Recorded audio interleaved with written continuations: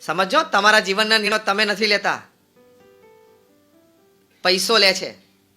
તમારા સંબંધો પૈસો નક્કી કરે છે. તમારું ફ્રેન્ડ સર્કલ પૈસો નક્કી કરે છે. This applies to 90% of the people in 90% of the cases. સંબંધો નક્કી કરો છો એમાં પહેલું તો આ ફેક્ટર જોવો છો ને.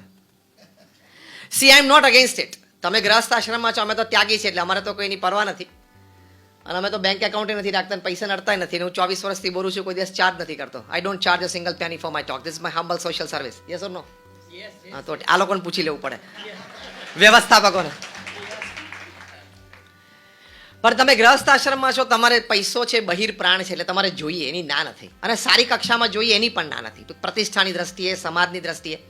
પણ એક સેટિસ્ફેક્શન બહાર તો ક્યાંક રાખવો પડે. તમે રાત્રે 11 ને 12 વાગ્યા સુધી એની પાછળ દોડ્યા કરો, ઓફિસમાં બેસ્યા કરો, અને રાત્રે 12 વાગ્યા સુધી તમારા ફોન ચાલુ રહે, તમે જીવનને સમજ્યા જ નથી.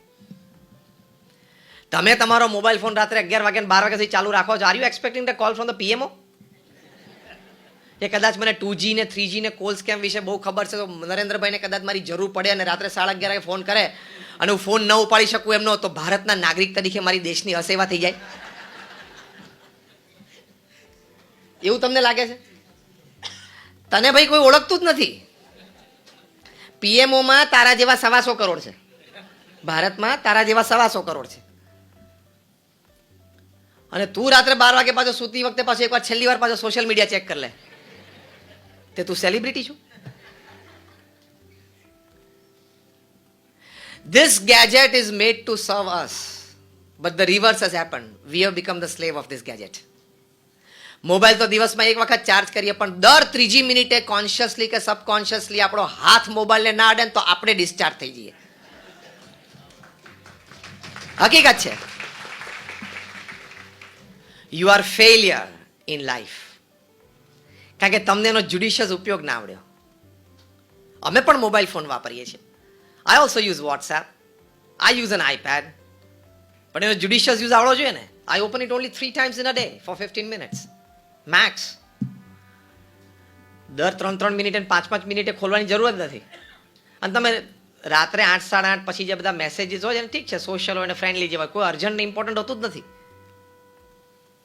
એટલે બહુ મટીરિયલિઝમ તરફ દોડવાની બહુ જરૂર નથી. અને સવારના પોરમાં ઉઠો તો પાછો ખાટલામાંથી ઉઠે પહેલા એકવાર વોટ્સએપ ચાલુ કરે, મીડિયા ચાલુ કરે. આ તમે બધા હસો છો એટલે હું સાચું બોલતો લાગુ છું. અને સવારના પોરમાં પછી ઉપર કે 65 ચેટ અને 80 મેસેજીસ. તમને મજા આવે, કહો so many people in the morning wishing me. એનો એક આનંદ હોય છે. અસ્તિત્વના આનંદ પાસે આનંદનો ક્ષણિક પણ નથી. અને 65 ચેટ તમે ઓપન કરો ને તેમાં 65માંથી 60 તો પેલા ફૂલડા જ હોય છે ગુડ મોર્નિંગના, એમાં કંઈ લાંબુ હોય નહીં. ક્યાંકથી આવ્યું હોય તમે પાછા ક્યાંક જવા દો, હા કે ના? અને પાછું 3 દિવસે ફરતું ફરતું આવી જાય. અને એમાં કોઈક નવરો હોય તો ક્રોપ કરે, એકાદું પાંદડું કાઢી નાખે. કોઈક નવરો હોય બપોરિયામાં તો એકાદું પાંદડું કાઢીને જવા દે, એટલે પાછું એનું એક સર્ક્યુલેશન ઉપડે, એક પાંદડું ઓછું એમ. ટોટલ મૂર્ખામી. તમે જ્યાં સુધી સવારના પોરમાં ઉઠીને તમારા સ્વાસ્થ્ય માટે અને તમારા આત્માના કલ્યાણ માટે, બે માટે કોઈ પ્રવૃત્તિ ના કરો, એ પહેલા કચરો ખોલાય જ નહીં. First take care of yourself physically and emotionally and spiritually, then open this dirt. પછી આ કચરો ઓપન કરવાનો હોય. Sachin Tendulkar when he completed 20 years of international cricket, એમને ટાઈમ્સ ઓફ ઇન્ડિયા ઇન્ટરવ્યુ લીધો હતો. એમને કહ્યું કે what is the secret of your success, એવું પૂછ્યું ત્યારે સચિન તેંડુલકર બોલ્યા કે in my 20 years of international cricket and another 4 years of domestic cricket, that is 24 years of cricket, there has not been a single day where at morning 6 I am not at the nets.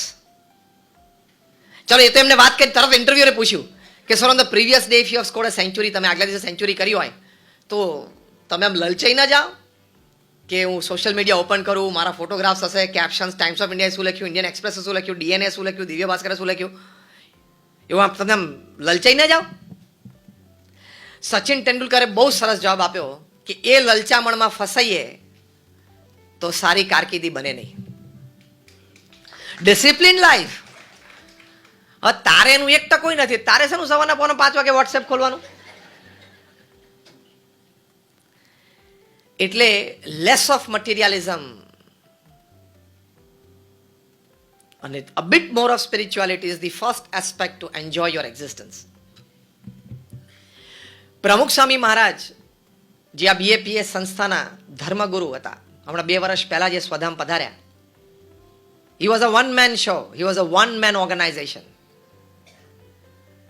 અને એમણે જે પૃથ્વી ઉપર કામ કર્યું ને, એ આપણે અહીંયા જેટલા બેઠા છીએ ને, આપણા બધાનું કામ વહીવટ વ્યવહાર ભેગો કરીએ ને એટલે પ્રમુખ સ્વામી મહારાજના 1% ના આવે. In 60 countries of the world, he built 1,300 temples. He built 100 hospitals, schools, hostels and colleges single-handedly and administered it. એ દુનિયાના 60 દેશોમાં 18,000 ગામડાઓમાં જાતે ગયા. ખાલી વિચારજો કે 18,000 ગામડાઓમાં જાતે ફિઝિકલી જવું એટલે શું. પ્રમુખ સ્વામી મહારાજની ઉંમર જ્યારે 65, 68, 70, 75 ને 78 ની હતી ને, ત્યારે અમે પ્રમુખ સ્વામી મહારાજને રાત્રે 12 વાગે આદિવાસીઓના ગામડામાં, એના ઝૂંપડામાં, એના ફેમિલી સાથે બેસીને એ લોકોને નૈતિકતા અને પ્રામાણિકતાના પાઠ આપતા જોયા છે. એમના સંતાનોને ભણવા મોકલો એવા ઉપદેશ આપતા જોયા છે. What an effort! જબરજસ્ત પુરુષાર્થ. પ્રમુખ સ્વામી મહારાજને લોકો પત્ર લખતા, પોતાના વ્યક્તિગત પ્રશ્નો હોય, પારિવારિક હોય, પ્રમુખ સ્વામીનું સમાધાન આપતા. એવા એમના જીવનકાળ દરમિયાન એમણે 7.5 લાખ પત્રો વાંચ્યા અને એનો ઉત્તર આપ્યો.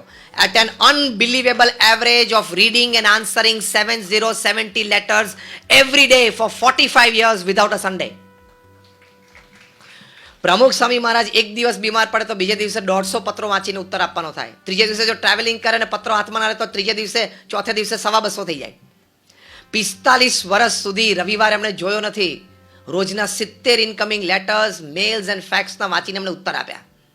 અને એમના ઉત્તર સમાધાન પ્રમાણે પરિવારમાં કે વ્યક્તિગત જીવનમાં કે સામાજિક વ્યવસાયિક જીવનમાં લોકો એમની આજ્ઞા પાડી તો લોકો સુખી થાય એવા લાખો પરિવાર છે. Another aspect, another vertical in your language of Pramukh Swami's life, કે પ્રમુખ સ્વામી મહારાજ એમના જીવનકાળ દરમિયાન 3.5 લાખ ઘર, ઓફિસ, ફેક્ટરી કે શોપમાં વ્યક્તિગત પધરામણી કરી. ઘણા બધા આપમાંથી અક્ષરધામ જોયું હશે, ગાંધીનગર કે દિલ્હીમાં. Just rays your hands if you bin there. બધા જ.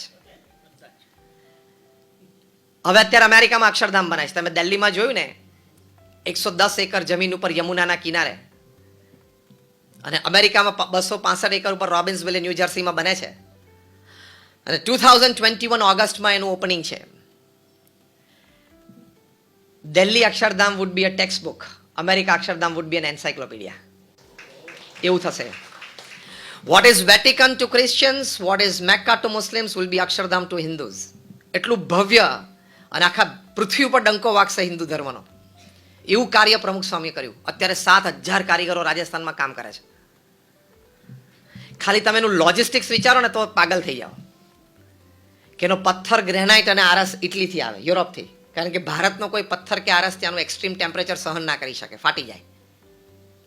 વિન્ડી હોય ત્યારે ન્યૂ જર્સીમાં -30 સુધી જાય.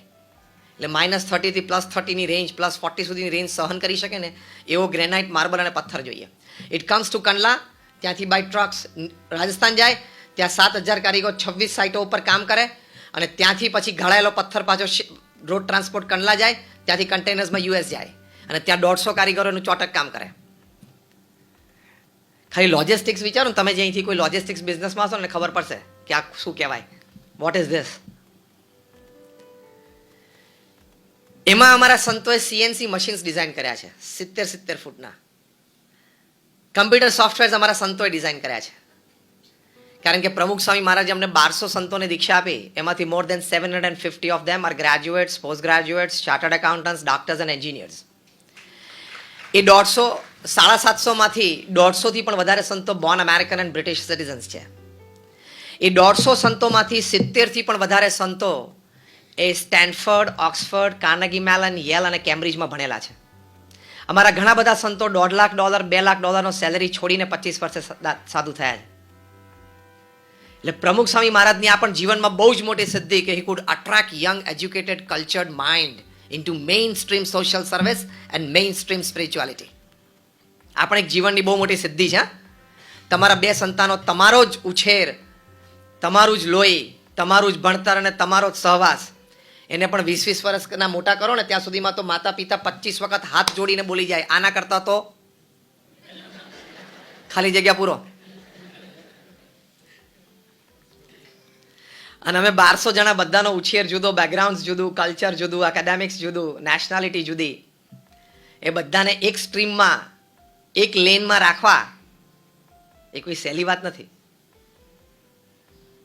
That was his spirituality, the purity of his life. પ્રમુખ સ્વામી મહારાજને ગિનિસ બુક ઓફ વર્લ્ડ રેકોર્ડ્સે 6 વખત નવાજ્યા.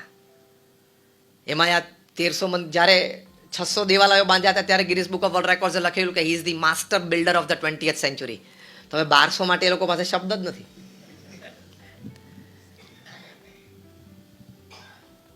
અમેરિકામાં 40 શહેરોમાં એમને કી ટુ ધ સિટી મળી.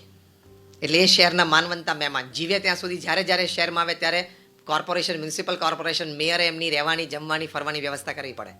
જેમ તમારા ઘરની કી તમે એક ડુપ્લિકેટ કી તમારા ફ્રેન્ડને આપી દો, એનો મતલબ શું થયો કે આ ઘરમાં તું ગમે ત્યારે આવી શકે છે, પ્રેમથી આ ઘર તારું જ માનજે, એવો એક ભાવ થયો ને તમે કી આપી એટલે. એવા 40 શહેરોની key to the city. Pramukh Swami Maharaj was felicitated with a standing ovation in the British Parliament, in the Canadian Parliament, in the Kenyan Parliament. And who's who of the world wanted to meet him.